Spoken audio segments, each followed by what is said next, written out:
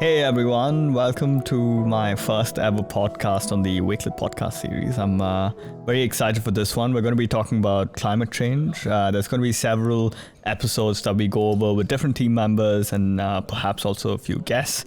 But today with me for the first very episode, I've got Michael, Elle and Sam. Would you please care to give an introduction of yourselves? Let's start off with Mr. Michael. Sure. Thanks very much for having me on the podcast, Teijas. It's a pleasure. Pleasure all mine. My name is Michael. I'm on the growth team at Wakelet. Work very closely with these lovely people, and very excited to talk about a topic that is very important. Awesome. And Elle? Yep. Hey everyone, Elle here, also on the growth team with the rest of the guys. Actually, we're all on the same team. Yeah. Excited to be here and excited to talk about climate change. It is, as Michael said, such an important topic. So I'm glad we're finally shedding some light onto it. Awesome. And Sam? Yeah, just to echo what they said, I'm also very happy to be here. Really care about sustainability, so it's going to be a good chat. Yeah. And you're also on the growth team. I'm on the growth team. Seems to be really important, apparently. Exactly. I think this is like a little squad we've got together. I mean, just a little context with how we came up with this podcast idea. Elle and me were speaking like ages ago, and I think Elle started the whole initiative at Wakelet to have podcasts, and we thought it'd be really important as a company to sort of express these principles of being more responsible, towards the environment, especially as, we're going through a phase across the world of global warming and the climate crisis becoming a lot more important of an issue that we all need to face and fight.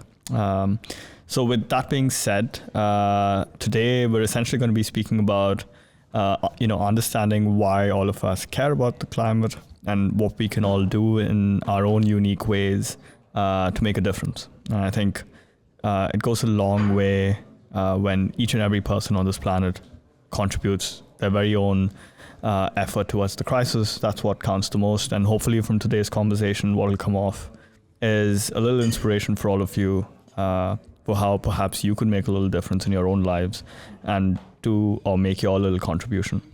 So this is really a question for all of you that I'll come to. But what do you sort of do in your own lives to be climate conscious? Let's start with Elle. I guess like the biggest one and the easiest for me is just recycling. Yeah. Like it sounds so boring and so like, I don't know, it's been such a big thing for so long. So many adverts on the TV reminding you to recycle. So many just like billboards and stuff around the city centre. But yeah, recycling, and I think it's so easy to do. It is literally as simple as just having a separate bin for your plastic, glass, paper. So I guess that's the number one thing that I do. Awesome. Yeah, and I think just picking up on that, it just shows how just that small of a act.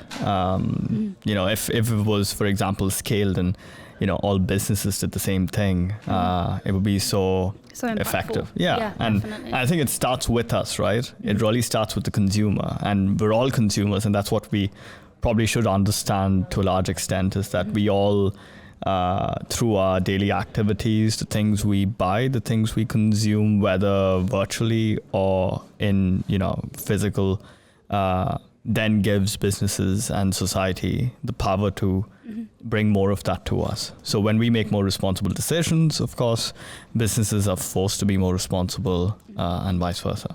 Yeah, so I think that really sort of picks on also the importance of, the climate crisis in our lives and how we've adapted to climate change. So Sam, I know you've got a podcast on climate change, and you do a lot personally yourself. You're vegan.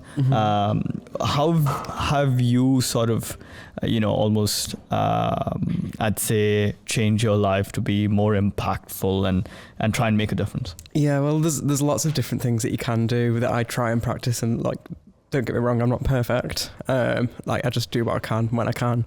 But I think the biggest one for me is eating seasonally. My podcast specifically was about food in relation to the climate crisis. Awesome. And what we can do to be more sustainable with what we eat. Yeah.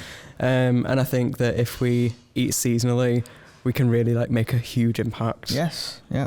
I totally agree with that. I mean, I remember, I can't remember the exact statistics, but I think food waste and how we consume and produce food actually contributes a large portion to the climate crisis. So that's really inspiring to hear that you're trying to make a difference through the choices you make with what you eat. I think seasonal eating is very, very important because obviously that means you import less food from outside of the country. You use local businesses a lot more. It supports the local ecosystem, which at the end of the day, again, reduces carbon footprint because the food doesn't need to travel too much. It's all a very nice cycle, which is amazing. And Michael, I know you do a lot as well. I think you've recently started making very sustainable buying decisions and perhaps many other things that I don't know of. So yeah, what do you do?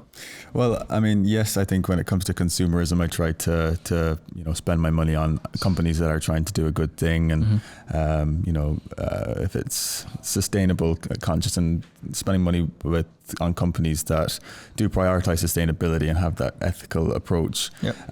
Otherwise, I think it's just an open-mindedness. I mean, seasonal eating is something I've never heard of.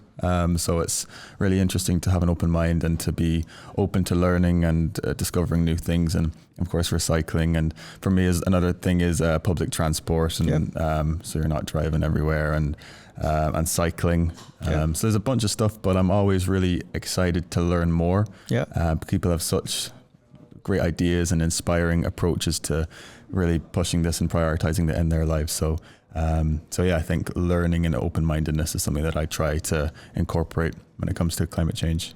That's amazing. I mean, like I said at the start, the importance of making, very responsible buying decisions then dictates the market as well, which is really cool. And, just a stat for everyone that I picked up quite recently is there was a global survey that was quoted on an article by The Guardian where it basically said that 74% of the global population that took part in the survey, the sample size essentially, voted that they would want for governments and society to focus more on the climate crisis than on actual profit making.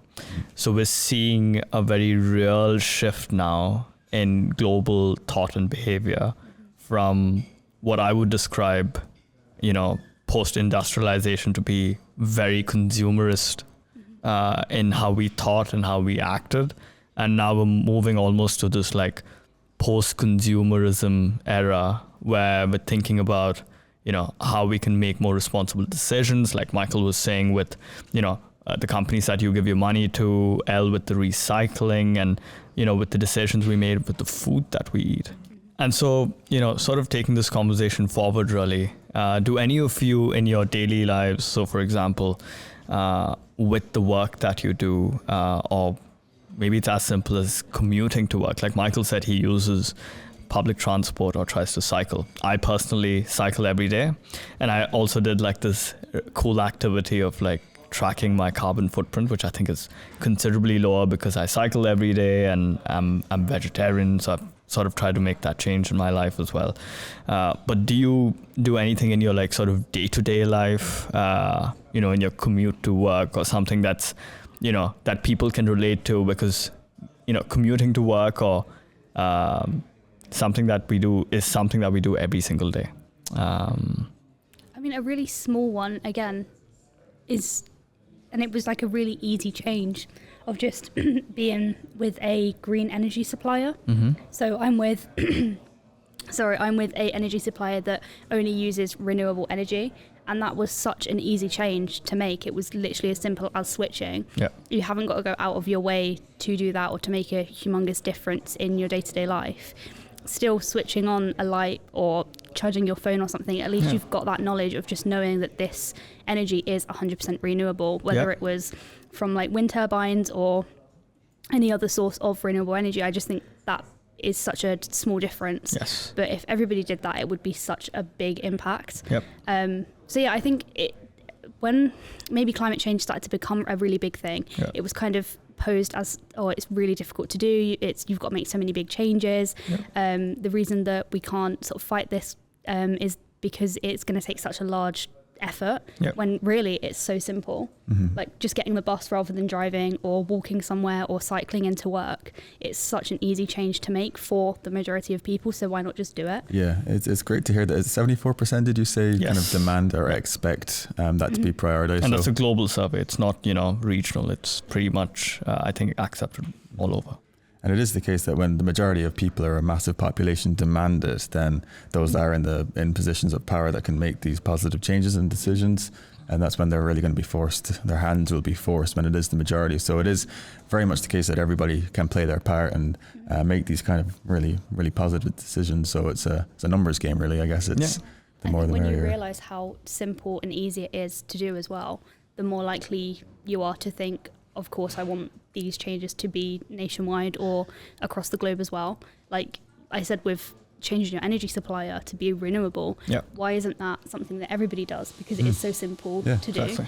And if more people do that and realise it's really easy, then more people will follow. And again, people in positions of power or having the authority can maybe make that change global. They'll have to, Yeah. But like you said, it is really positive to hear that so many people are so passionate about it. Because I think as well, sometimes companies try and kind of isolate it, and it feels like you're kind of on your own trying to fight global warming and stuff and climate change. When you hear statistics like that, you realise that this is a real big effort that loads of people are coming together. You just feel empowered, actually. Sorry, what were you going to say, Mike? Well, I was just going to follow up on that and say that when it comes to consumerism as well, people aren't going to spend their money on a company or on a product that isn't prioritizing, the climate crisis or combating the climate crisis. And you can see a lot of brands now really pushing to the forefront of their brand the fact that they are sustainable and that they are really conscious of this stuff. And that's because people are not spending money on them because they have negative associations, etc. So, Exactly.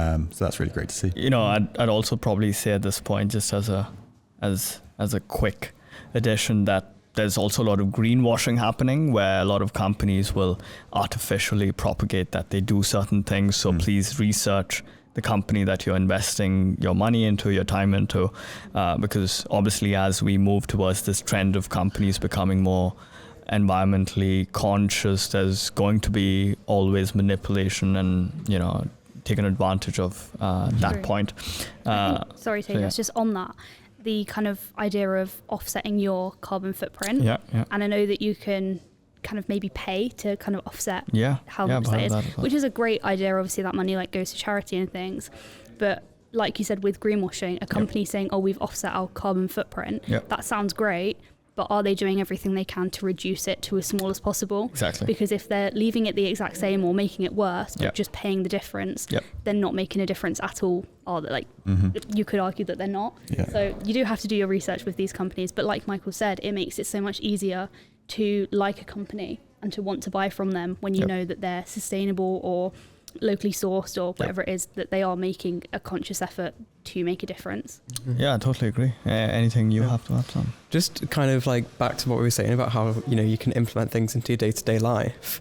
With greenwashing kind of becoming a bit of a risk when consuming, I always think that the best thing to do is just consume less. Yep. Because at the end of the day, you can switch to a more sustainable coffee. You can get one that's better.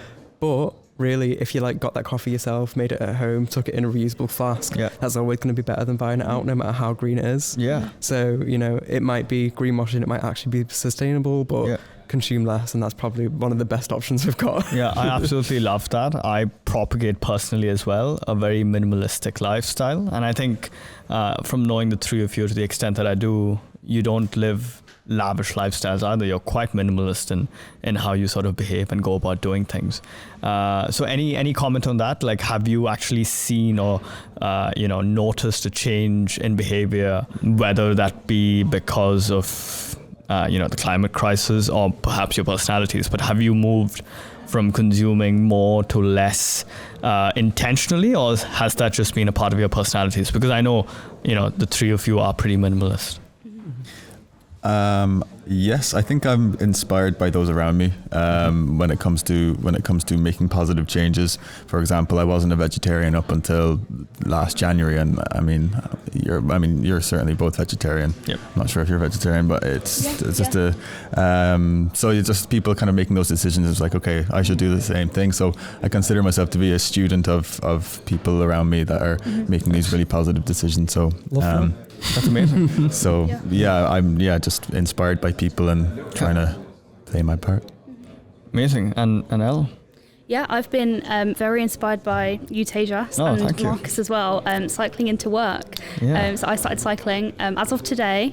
So, Congratulations. You've got to start somewhere. I know. It was very difficult, but I felt good after doing it, and I know that I may have made a positive impact on the planet by not driving or using the bus and things. Yes. So again, just being inspired by the people around you, and I think really like the environment that you're in, you're gonna naturally be inspired by them people or influenced by their decisions as well. Even like eating vegetarian or vegan, that's what I've been doing in the evenings now, always having vegan meals, and you just feel so much better in yourself. And sort of part of that is with the kind of meal plan that I'm on or like use, I'm always trying to make sure that I'm not like wasting loads of food or packaging as well, and trying to buy things that are like loose vegetables rather than in packets all of the time. And that's like, again, a really easy change to make. And it's just that conscious kind of thought in your mind of how can I be better or how can I do better? I think just being inspired by other people, being open to research and to looking up things, and just listening to conversations similar to this, and thinking how can I do that myself. And I totally agree with that, because like you said, you've got to start somewhere, and you started by cycling to work your first day, which, by the way, congratulations. That's awesome. big things, big times. But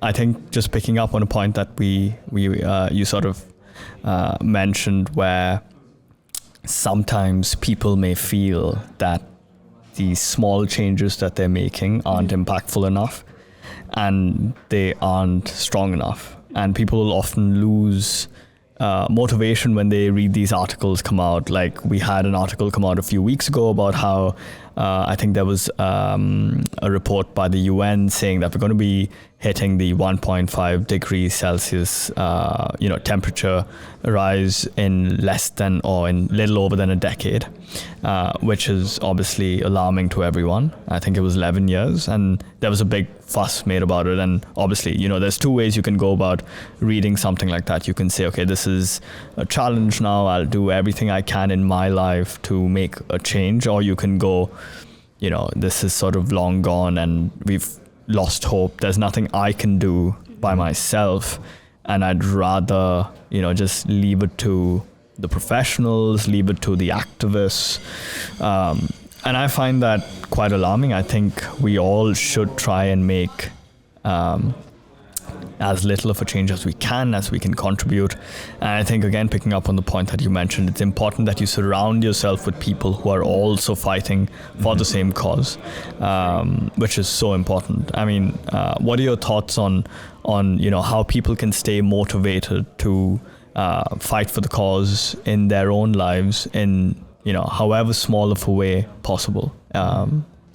I would urge people to find like-minded individuals, like join groups. I know when I was doing my podcast, I met two amazing people called Holly and Astrid, who set up a page called Gals for Environmental and Social Justice. Nice. And they are all just on there as a support network, and they like answer questions for each other and like share opportunities for working that like are ethical and stuff like that. So it's really, really fantastic. And there's loads of groups out there that do similar things, because you're not on your own, like we're saying, and it can feel like, because companies do shift the blame towards the consumer, you can feel quite guilty about existing when it's not necessarily down to you to fix it. It's everyone's got to do absolutely everything they can do, but at the end of the day, it's a shared responsibility, not only with people, but also corporations. So I totally agree. It's such a valid point with how I think people feel a little left out and blamed almost, because corporations always point the finger at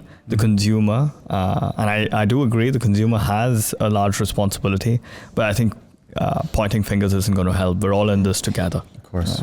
Yeah, I mean, I think it is putting demands on companies and corporations and really saying this is the kind of standard that we need you to meet, and really choosing companies based on that. But it's also politicians as well, I guess, is having high expectations for politicians. I mean, for me, when there's an election or something to vote on, I base my vote very much on what they're doing for the environment. So I think it's the expectations for corporations and also for politicians and anyone who's in a position with influence. I think a key component of what they do and what their approach is has to consider the environment, because as you say, it's crisis. It's scary to think that in 11 years could be a point of no return. So it's like really having high demands for those in power to make the positive decisions, because they are going to influence massively what the outcome is. So yeah, those high demands I think are really key. I think you're right as well, Teijas, when you're saying of like, or Sam as well, kind of surrounding yourself with people that are like-minded. And you mentioned then, like, we've got to do things no matter how small. Yep. But what we don't realise is that we will inspire other people around us. Exactly. Like, I'm sure when you started cycling to work, you didn't think that you were going to inspire people in the office to do it. Not at all. And you certainly inspired me to start cycling Thank you. And so that's like a combined effort now of us both doing that. And if Marcus is cycling in or anyone else is cycling in and you've kind of helped encourage that, it's all going to kind of compound and become a really big thing. Yeah. So it is, although allowing yourself to be inspired by other people, also kind of maybe speaking about your achievements and what you're doing so you can inspire others as well. Yes. Because I know sometimes you maybe don't want to say, or it doesn't like come up in conversation, but just letting people know what you're doing to make a difference, it might resonate with someone, which I think is really nice. Amazing. And sorry, what were you going to say? Well, yeah, just to be an advocate. Exactly. And then the message will grow. I think that's really important. I totally agree. And I think what you've all sort of said in not so many words as well is, well, all of us have really tried to control things that we can change. And we've stayed away from or taken our focus off of things that we can't. So for example, a lot of people will think, a lot of the pollution is being caused by non-renewable energy resources being used for electricity, or, petrol and diesel cars being on the road. And perhaps they can change decisions around how they consume, or which energy provider they use, like you said, or the car that they have. But they'll often feel quite disconnected by how much they can influence the decisions of people around them by being responsible. And I think that's quite a big factor as well. Like, once we start taking the initiative to change things that are in our control, we, without realizing it, then can inspire an entire community, or it could just be another person. But that person can go on and inspire, God knows how many people, and it has a compounding effect. And I think it's really important that, we all, not just the four of us, but anyone watching as well, when you feel helpless, when you feel like you can't do anything about the larger issue, you focus on things that you can control directly in your life.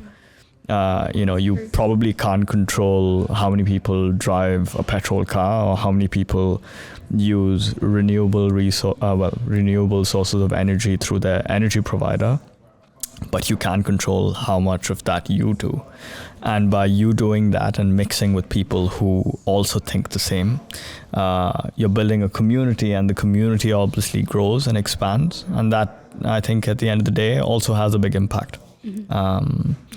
So I think sort of picking up on impact a little bit more, like, what in your ideal worlds would you say be, like, your best sort of push for the climate crisis? Like, are you striving to achieve a certain level or lifestyle in your own private lives to become more conscious?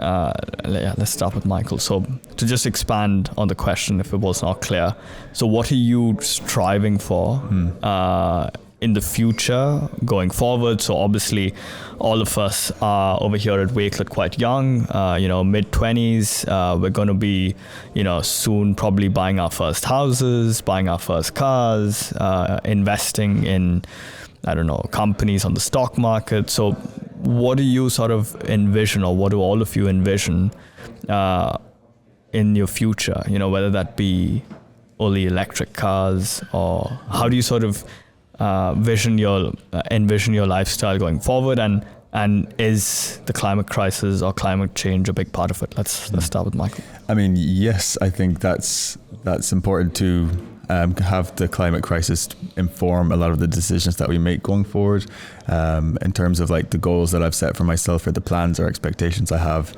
I think of course it needs to play a really pivotal role in the big decisions that I make going forward. So if it's a house or a car or whatever it is, I need to definitely consider it. But again, it's just kind of discovering new ways, discovering new ideas, and really setting a high demand for myself. So everything I do needs to revolve around, or always ask myself the question, is this having a positive impact? Is this going to have a positive influence on anybody else that I have conversations with? Whatever I can do, I guess. Yeah. And I think that what you just said is so important. Even if you haven't planned for, let's say, something specifically, asking yourself these basic questions before you make any decision is so important. Like before you buy a house, considering, the materials that were used to build it, where they were sourced from, how sustainable the locality around is, the produce that you get, for example. All of these questions that we would have never asked ourselves before, I think if we put ourselves in a position where we ask them, we would make very different decisions going forward than what would have traditionally been expected of us. What about you, El? Anything specific that you had in mind going forward that you want to change in how you live, or? Yeah, I guess it would just be continuing to make those small changes and then allowing them to compound and become bigger than what they began being. I mean, like even just this conversation of thinking about maybe where you're going to buy a house, or where you're next going to rent an apartment or something, and thinking about, like you said, the kind of materials that were used, or is the area kind of close to places that you would be able to get like local produce. I wouldn't have even thought of that. So these conversations, I want to keep having them, and keep doing research to just keep opening my own mind and realizing things that I maybe wouldn't have thought of before. I think that's just as important to keep the conversation going, and to just be open-minded to making changes. I don't know, maybe on like a bigger scale or something that I would want to maybe make sure that does happen. I've been eating like a lot of vegetarian meals, a lot of vegan meals, but I want to continue doing that and not kind of thinking, it's only like once a month that I'll have meat or something. It's something that I do want to continue doing constantly, because I know that although I try and do it constantly, there has been the odd occasion where I'm like, okay, it's a barbecue, I'll just have a burger. Just making sure that I'm really sticking to things that I believe in and just not allowing myself to like change because of the people that I'm around, and just being really strong-willed, I guess. That's very inspiring. Yeah, it is. That's cool. Yeah, I think that just shows that, when you set yourself a goal and you have certain principles, you try and live by them. And I think that's, if everyone advocated for that, we'd be living in a very different world, which is obviously a topic that I want to pick up with how, in a future episode, we'll talk about it a little bit more maybe. But yes, Sam, I know you have a podcast. I mean, you're doing so much. You're fully vegan, I suppose. And so, I mean, you're probably, from the four of us, living the most climate conscious lifestyle.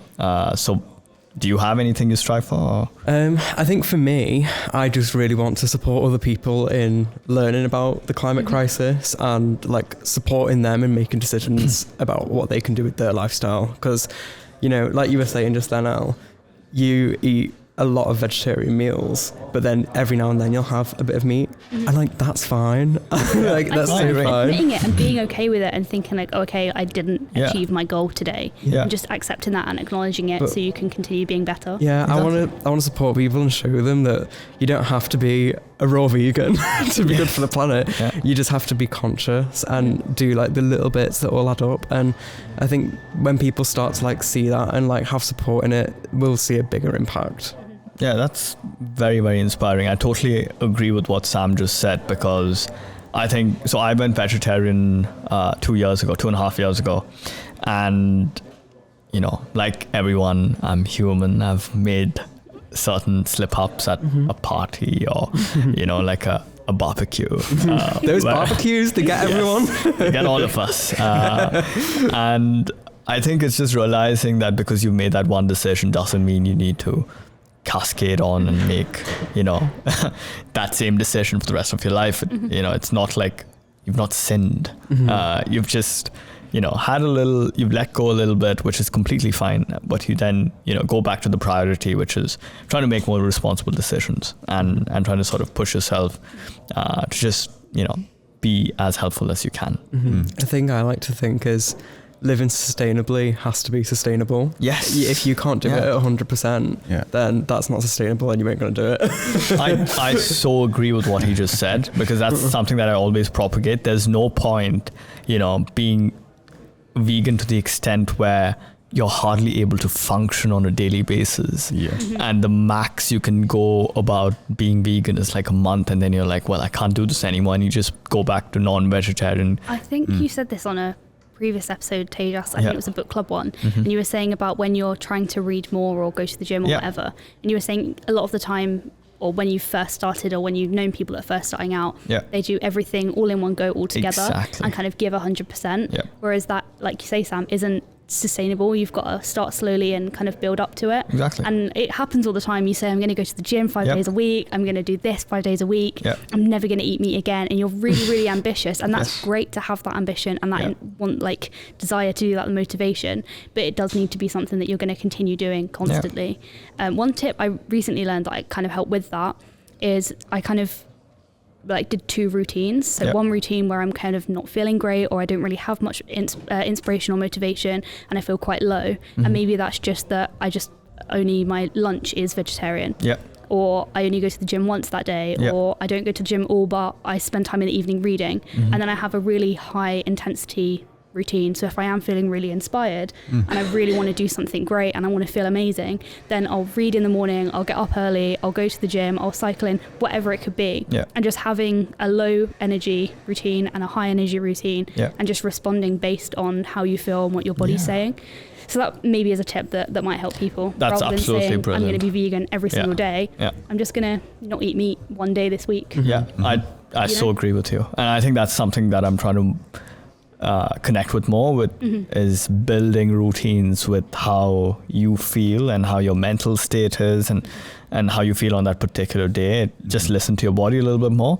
And I think obviously going back to the point that you mentioned, it's so important to be sustainable, because I think a lot of people, so if any of you have off of this conversation thought, okay, I'm going vegetarian tomorrow, you know, take some time to think about it, obviously, process the information, and try and plan it out so that it's sustainable. You know, like Elle said, start with one meal a day where you're going veg, or you're focusing on being vegetarian or vegan, and then build it out. Because a lot of the times, I think as humans, we have these motivational bursts, but I think life's a marathon. You got to pace yourself, or you're going to burn out, right? And I think it's important where you kind of build out a strong pattern of, you know, starting small but building consistently. Like you just keep building to the point where, you know, you've got this massive castle or mansion,